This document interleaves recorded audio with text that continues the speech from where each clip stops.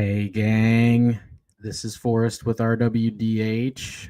Going to be riding solo today. Matt is on vacation, so unfortunately, you're just stuck with me. We're going to get into the Wings' recent woes and continued roller coaster ride, and we're happy to have you along for the ride. Turn up your volume. Because you're about to listen to The Sick Podcast. Hockey Town Hangout. Brings it in, scores! Oh, his first NHL goal is a beauty! The sickest Detroit Red Wings podcast. It's gonna be sick.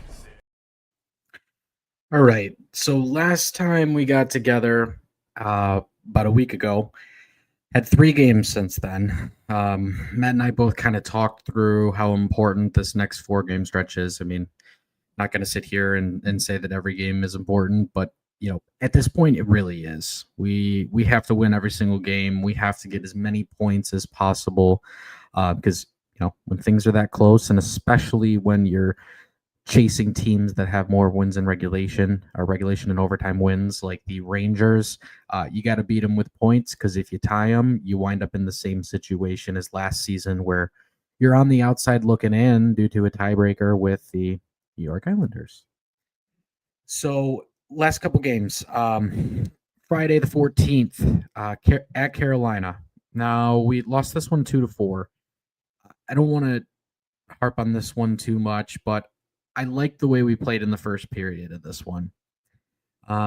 Believe that was, it was, I think, one of Mrazek's first couple games with the team, and another one where he stands on his head. And that's going to be something I talk about a little bit later, is how important that he truly is to this team. But they played a good first period here, and they actually ended the period up 1-0. But the problem was, in the second period, they got predictably hemmed in their own zone with the long change, and with the defenseman needing to go all the way up to center ice in order to change. The Hurricanes basically hemmed us in our own end for probably about 12 to 15 minutes of the 20-minute period. I'm pretty sure that was the game where who was it? It was Gustafsson and Hull were out there for like almost 5 minutes. Could not get off the ice and just got hemmed in. And, when guys are out there for that long, it not only guesses them for that shift and makes that shift better, but it also makes every subsequent shift even tougher for those players, which shortens your bench. And it's a compounding problem. Obviously, they were able to fight back a little bit, get the first goal in the third to make it a 1-goal game, but then they weren't able to make any other scoring chances. They got hemmed in their own zone again for the remainder of the game. And second and third period, when you're playing teams that are in the playoffs, you need to be controlling the puck and taking it to them. A lot of bad habits are continuing to show up for this Wings team from the Lalonde area. The Lalonde era. The flipping the puck out from behind your own goal line to the center ice, it doesn't work. It might work in like might and squirt, but it doesn't work when you're at the NHL level. And for the Wings to be relying on that for minutes at a time, like I'm looking at that 5-minute shift there, do something. Carry the puck out. Try and make a difference. Flipping the puck out, it doesn't get you off the ice. Do something that's going to get you off the ice. So Mrazek played well in the game. Everything else, I think you can kind of throw away from there. Let's go to the next one, Vegas.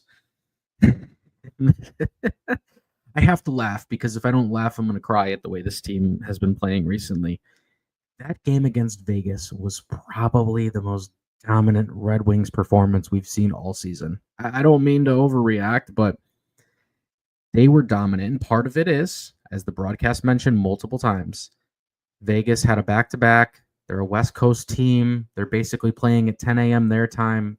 Their bodies aren't up for it. You're at a significant disadvantage when you're on the road like that. Same with the Wings going out west. Even though the Wings were able to sweep their West Coast road trip, the Vegas Knights weren't, due to scheduling. And the good news is the Wings finally took advantage of a team, and a team that really does exactly what the Wings do to them: get pucks deep, wear them down, let your skill take over, your skating take over, and hem them in and tire them out. And that's exactly what they did. Peter Mrazek, shutout, first in his second stint as a Detroit Red Wing. You ride this hot hand as far as you can take it. I think it was like the 18-19 season, something around there. Actually, it might have been even before that, but Mrazek has absolutely kept this team in it at this point, and it's not the first time he's done that either. He went on a heater. I can't remember the year off the top of my head, but he went on a heater previously and basically single-handedly carried the Wings almost to a playoff spot. So we know that Peter Mrazek has it in him, and truth be told, if there's even the slightest chance of our Wings making the playoffs, it's going to have to be Peter Mrazek stealing games. Now, the Wings Vegas game wasn't him stealing a game. You could tell how tired the Knights were, but you still got to tip your cap to the Wings. They took control and they took advantage of a team that didn't really have it going. And then you go to the Wings Caps game. Once again, not to put too much pressure on a single game, but this is a team they beat about 3 months ago, and I was at the game, and they beat them in dominating fashion. Like, they really played well. They played a complete game. And I'll say in the first period, they played pretty well. They held their own, but the second period, you could kind of start to see the wheels fall off. And unfortunately, in the third period, you completely saw the wheels fall off. Looks like first goal was 8 minutes in, and then two more goals, 14 and 15 minutes in. I mean, a tie game up until 10 minutes, 12 minutes left in the game. And to give up 3 goals and just absolutely get the doors blasted off you is truthfully as frustrating of a loss as you're going to see. And especially when the team is at a premium for points after screwing around for the first 3 months of the season due to a bad coach. They got to win all of these. So I will say it is nice to watch Ovechkin. And yes, he wasn't able to score, but we're all excited for that and him passing the great one here, hopefully this season. I got a couple points I want to touch on. So touched on Mrazek a little bit. We have to ride him throughout the rest of the season, and it's obvious that Todd McLellan feels the same way. Him getting all of the starts since he came over really is a true vote of confidence, or maybe it's just a lack of confidence in the other two options, truthfully, because they kind of have been faltering recently. Like Talbot has let in a lot of easy ones. We know that Lyon, he can play lights out one game and then let in a couple easy ones. There just isn't as much consistency between those two.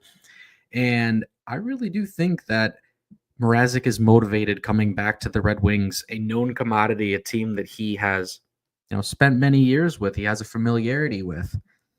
And he has something to prove at this point. A lot of people said that wasn't a good trade to start off, and I will admit at first I didn't see the value in it, but I think it's abundantly clear at this point. He is our best goaltending option. He is available for next season, which kind of segues into my next point.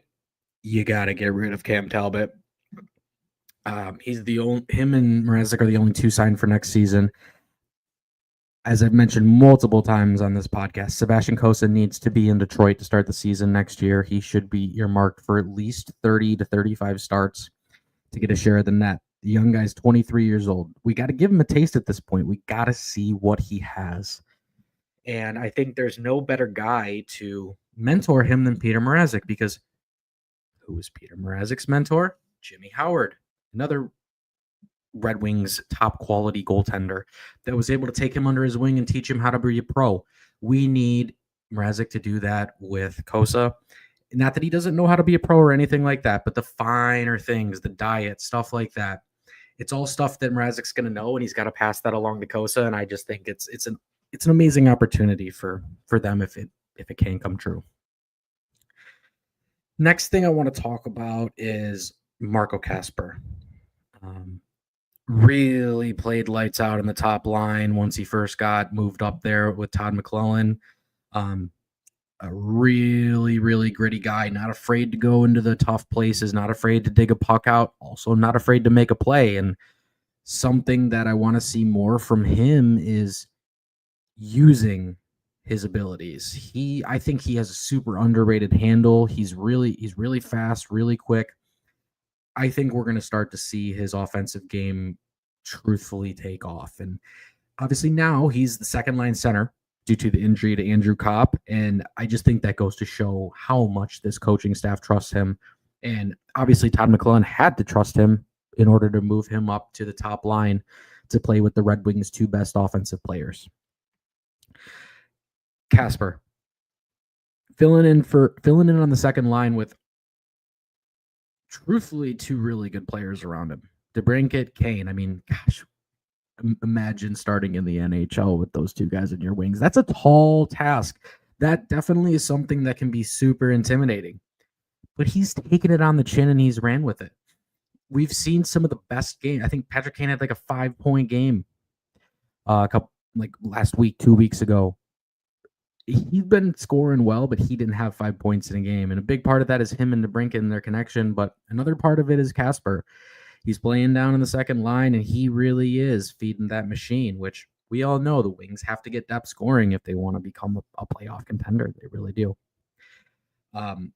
With Casper being the second line center, I think you're showing that his floor is a third line center. I think he really has the ability to be in the Anthony Cirelli mold down in Tampa Bay, a shutdown two-way center, 30 to 40 points a year. But as I mentioned earlier, I think he also has the opportunity to score more points. I think he has a really underrated handle, and his stick handling, you see flashes of it from time to time where he makes a really nice play. I think it's very underrated, and truthfully, I think his ceiling is that second line center that we really do need. So I'm hoping he can continue that trajectory and, use this season as a springboard. I'm looking at all these young guys.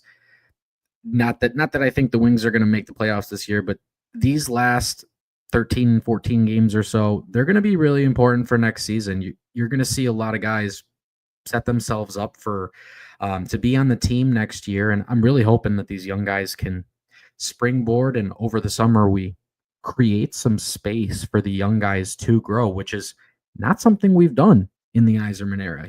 They've been very aggressive in free agency, and we've for the most part fallen flat on our face except for Patrick Kane. So I want to see them not make any free agent moves. If anything, what I'd like to see is them go and offer sheet someone like K'Andre Miller over with the New York Rangers.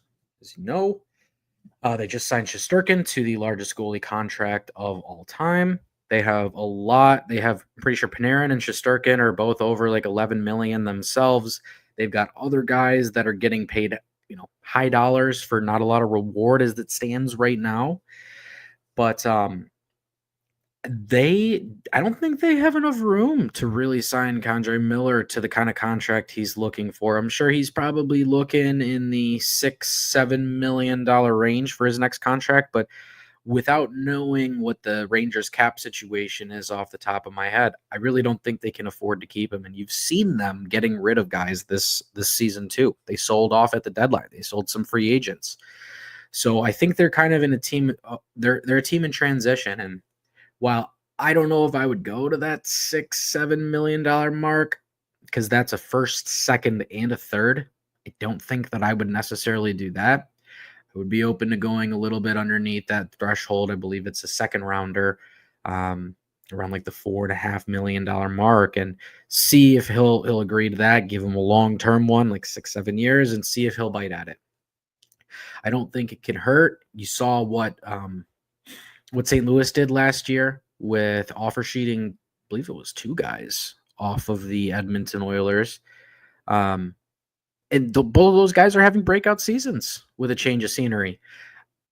The Wings don't have, outside of ASP, and I'm also counting Mo and Ed as top pairing guys, ASP and maybe Johansson are really only our second pairing options. So I think left defenseman is probably the biggest hole on the Red Wings right now, and one that, assuming ASP is ready to go in Detroit next season, which I'm not saying that at all, but I think by the end of next season, he should be up with the big club based off of his skill and ability. But yeah, I would absolutely take a shot at K'Andre Miller and see what he's got, because the guys that we've been taking at the top of the draft, are high floor, lower ceiling guys. We need to start taking risks and pushing our chips into the middle because people are starting to get impatient. I mean, granted, the playoff streak that we had of 25 plus years, that was nice, but that also set us back in this. And that's why we're going through the hell that we are right now, is because we were set so far back by continuing to get a record that, that doesn't matter. Making the playoffs is nice. It's how many banners do you hang up? And it would just be nice for Steve to have a little bit of conviction and truthfully start to try and make one big move, whatever it might be, but also allow the young kids to continue to grow in their next step, because ultimately this team is only going to go as our draft picks take us. We're off to a good start, but really that's the big thing that I'm focusing on here. Would definitely be interested for any of our Wings listeners to submit any guys they think are potential offer sheets, off-season trade candidates, anything like that, that they see as, even a potential option here.